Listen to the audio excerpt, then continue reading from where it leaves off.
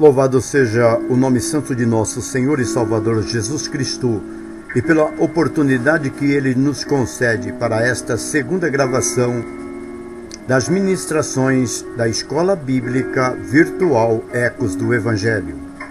Hoje quero compartilhar com todos os irmãos e irmãs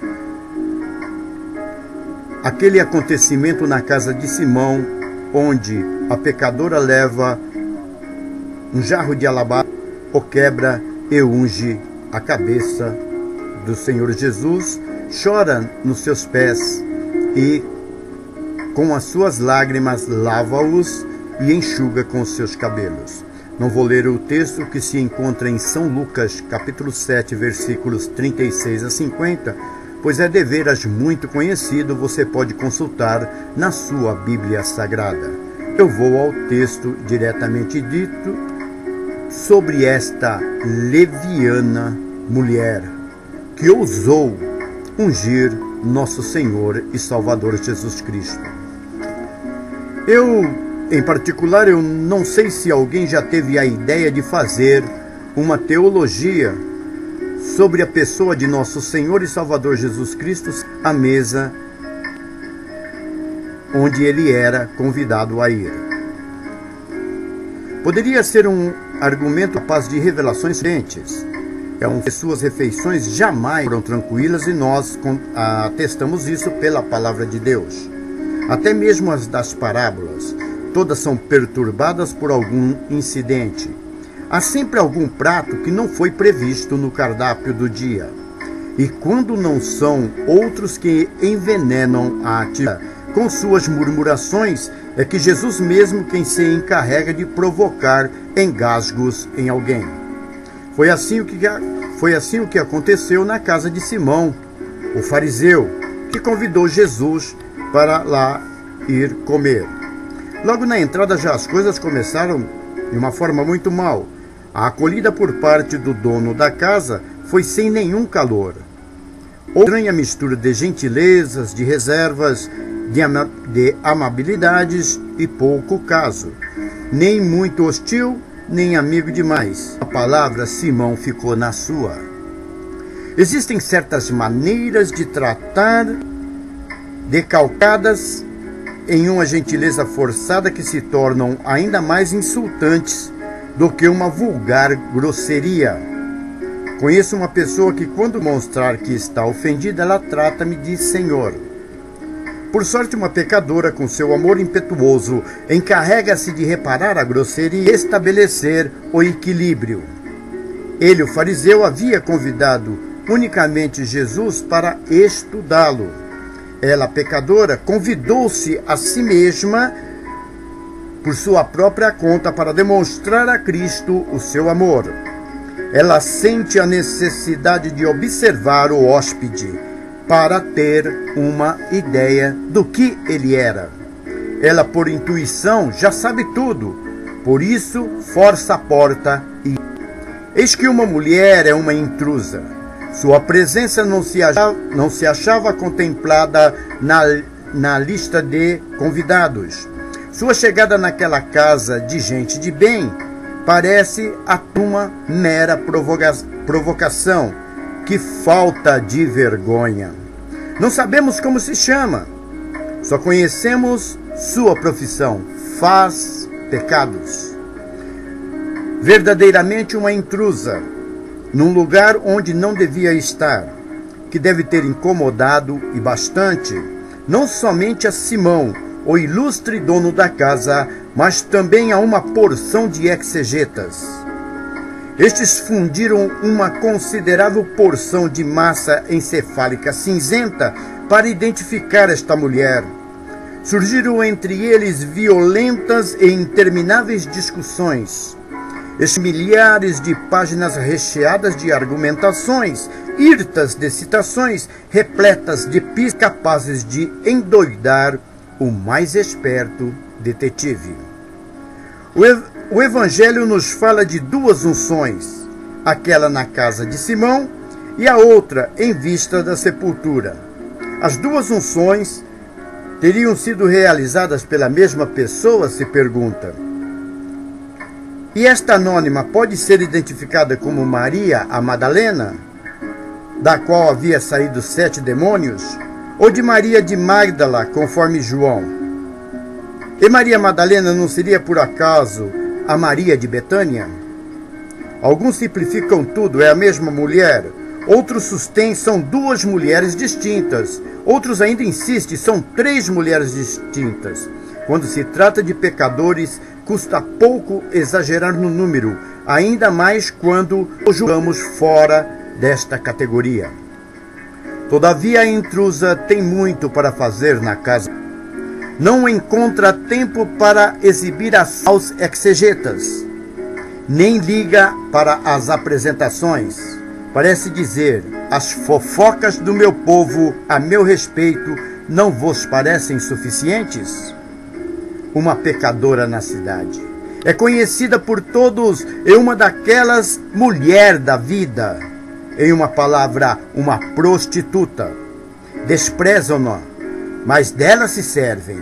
Até os virtuosos precisam dela para poder se sentirem bons, para poderem dizer: eu não desci tão baixo como ela. Uma espécie de arrogante autocanonização fundada mais sobre a depravação alheia do que os próprios merecimentos.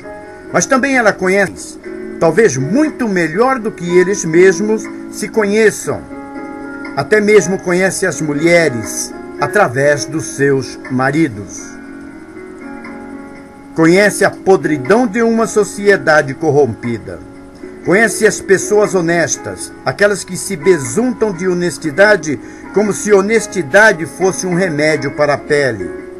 Ela, porém, sabe que debaixo do verniz do honestismo, da moralidade, da hipocrisia, da religião, há todo o resto.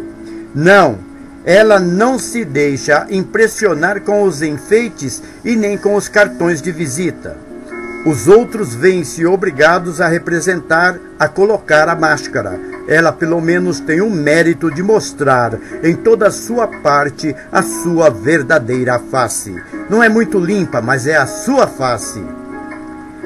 Bem no fundo, provavelmente guarda um segredo que defende ciosamente.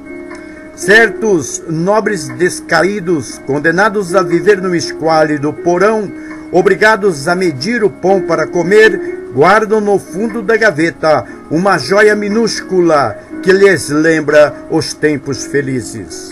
Assim é ela, uma vida em frangalhos, mas num cantinho bem protegido contra as desilusões em série e as experiências mais degradantes, permanece um raio de esperança. Esperança de encontrar alguém que não a considere apenas um instrumento de prazer. Esperança de poder oferecer o próprio coração além do corpo. Esperança de poder recomeçar tudo novamente. Esperança de finalmente ser compreendida. As lágrimas segundo o batismo.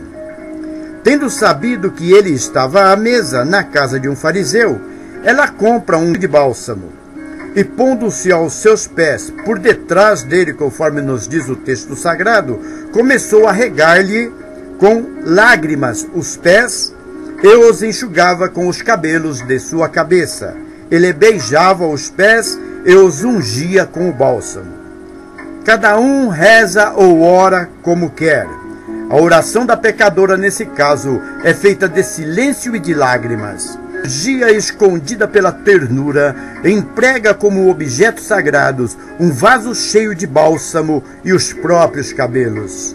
As cerimônias são inventadas naquela hora, naquele momento, naquele instante, por ela mesma. Provavelmente já havia visto Jesus, havia-o escutado e ficara transtornada por sua causa. Jesus, quem sabe, já lhe havia dirigido um olhar de reprovação e de confiança. Com pulso firme, havia dado aquele rança, guardado o único carinho limpo de coração. E desde aquele momento começara a reviravolta. Aos olhos dos homens, ela continuava uma prostituta, mas lá dentro, no mais íntimo do seu ser, ela havia mudado. Sentia-se como que habitada por dentro por aquele homem, nos diz Chalé. Agora viera para agradecer. Não se corta os cabelos em sinal de penitência ou arrependimento. Faz com que eles sirvam para dar glória ao Cristo. Até ontem sedutora, conservava todo o seu encanto de mulher, que se torna humilde e agradecida, cita a irmã Maria Teresa em La Femme et l'Evangile, Edições Ourives. Seus gestos e sua espontaneidade mostram a segurança de uma mulher que se sente amada.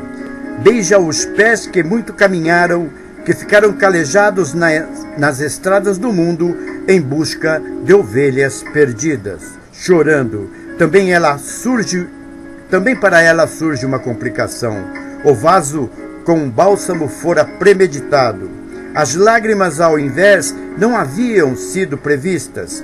Todavia, ela as inclui em sua liturgia feita de comoção. Louvado seja o nome de nosso Senhor e Salvador Jesus Cristo. Hoje, até mesmo entre cristãos, as lágrimas são olhadas com desconfianças, quase se envergonhando-se delas. São uma fraqueza. Há muitos que preferem choramingar ao invés de chorar. No aburguesamento espiritual que caracteriza inúmeros setores do cristianismo moderno, chega-se ao ponto de se fazer ironia com relação ao dom das lágrimas. E a partir disso, as lágrimas têm em si algo de carismático e representam a plenitude do arrependimento. Não há nada de mais estranho ao espírito genuíno do cristianismo do que a insensibilidade de um coração petrificado. São João Clímaco, um dos pais da igreja, ele deixou escrito algo que nos causa vertigens. A fonte das lágrimas após o batismo é algo maior do que o mesmo batismo. Em outras palavras, o pranto seria um segundo batismo. Expressão de arrependimento, ele purifica a natureza, restitui a beleza à criação, porque a face mais bonita e luminosa é a face banhada pelas lágrimas, disse a certa altura o Papa Paulo VI. As lágrimas podem até se constituir em uma obrigação, e ainda são o clímaco quem diz: este juízo pode parecer paradoxal, pode até escandalizar se alguém esquecer que o arrependimento é o fruto da graça batismal, esta mesma graça adquirida que se torna própria da pessoa e que acaba por se transformar nela em dom de lágrimas, em sinal certo de que o coração derreteu-se pela ação do amor de Deus. Louvado seja o nome santo do Senhor. Não seremos acusados por não termos feito milagres, por não termos sido teólogos, por não termos tido visões, mas certamente teremos que justificar diante de Deus pelo fato de não termos continuamente chorado por causa de nossos pecados. O arrependimento mostrado através das lágrimas pode ser considerado como a ponte entre o temor e a esperança. Santo Isaac o Sírio deixou também uma expressão muito a respeito. O arrependimento é o tremor da alma diante das portas do paraíso. E entre tantas, vale a pena lembrar também a bem-aventurança evangélica que proclama: bem-aventurados vós, os que chorais. Lucas capítulo 6, versículo 21. Quem se reconhecer pecador não sente vergonha das próprias lágrimas. Sabe que elas restituem aos olhos a capacidade de se contemplar a Deus. Os pensamentos que fedem. Vendo isto, os fariseus que o tinham convidado, pensava lá consigo mesmo, dizendo: se este homem fosse profeta, bem saberiam qual é a mulher que o toca, porque é pecadora. Vê-se nele o desprezo, mas também a satisfação, como se quisessem dizer: é um profeta de pouco valor, pois nem sabe que mulher é esta que o está tocando. Não tem a coragem para exprimir em voz alta a sua opinião. Limita-se a murmurar dentro de si. dize-me o que pensa dos outros, e eu te direi quem é você. Há gente por aí que só possui uma coerência, aquela entre os próprios pensamentos sobre os outros e as próprias ações. Pensam mal porque agem mal. O pensar mal dos outros é o sinal indiscutível de nossa capacidade em realizar aquelas mesmas ações. Dostoiévski, ele observa que se os pensamentos dos homens tivessem cheiro, elevar-se-ia do mundo um fedor insuportável que empestearia a todos, causando-lhes até a morte. O Cristo não só sentia o mau cheiro de certos pensamentos, como até conseguia lê-los em voz alta, como se os visse em um livro aberto. Simão, tem uma coisa a dizer-te, e o fariseu tem que passar pela vergonha de ser pilhado em flagrante delito de pensamento e ainda é obrigado a escutar bem detalhada uma lição de boas maneiras. E como se não bastasse tudo isso, tem ainda que sofrer a humilhação de ver proposto para si como exemplo ou reprovação o comportamento de uma pecadora. Vê esta mulher, entrei em sua casa e não me deste água para os pés. Esta, porém, com suas lágrimas, regou os meus pés e os enxugou com os seus cabelos. Não me deste o ósculo, ela, porém, desde que entrou, não cessa de beijar os meus pés. Não ungiste com óleo minha cabeça, ela com bálsamo ungiu os meus pés. Uma lavada de arrepiar a pele, tão delicada do fariseu. Julgaste bem. Certa gente sabe tudo, exprime juízos exatos. O desastre, porém, é que não compreende nada como Simão. Ponto final no incidente e na parábola que dele se originou.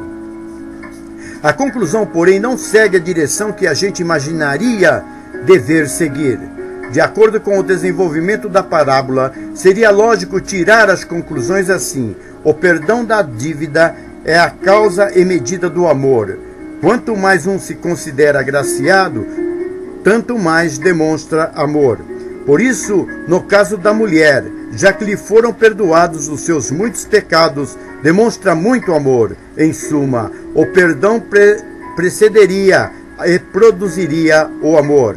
Ao invés, Jesus, com uma das suas costumeiras e imprevisíveis reviravoltas, vai ancorar na direção oposta. O coração da mulher está completamente mudado desde o momento em que se reconheceu pecadora.